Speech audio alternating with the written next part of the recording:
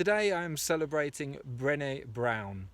And if you don't know who Brené Brown is, I wonder under which rock you have been hiding for the last 10 years or so.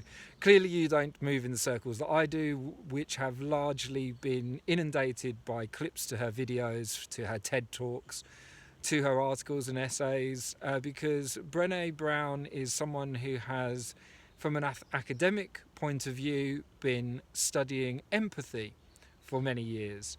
And I say from an academic point of view because, of course, that's the way she has approached it as a researcher, and yet she has also imbued all of her study, her research, and her delivering of her findings with great heart. I mean, who could not study empathy and not really put their heart and soul into it? I guess there would be some. I guess there are some that would manage to detach their emotions for long enough to try and objectively understand empathy, and yet empathy itself defies objectivity.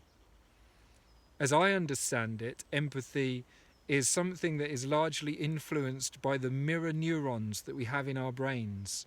If that's to say that there are aspects of our brain chemistry and our brain function, in fact our brain itself, that when we are in the company of another human being that is experiencing a certain emotion, a part of our brain lights up with a mirror image of that emotion that person is experiencing. That is the process of empathy in action, that we are able to feel each other. And it breaks down the idea of pure objectivism, because there is something in my brain that mirrors your brain, something in your brain that mirrors my brain. We are interconnected. Beyond the barrier of the skin, there is something that is holding us together.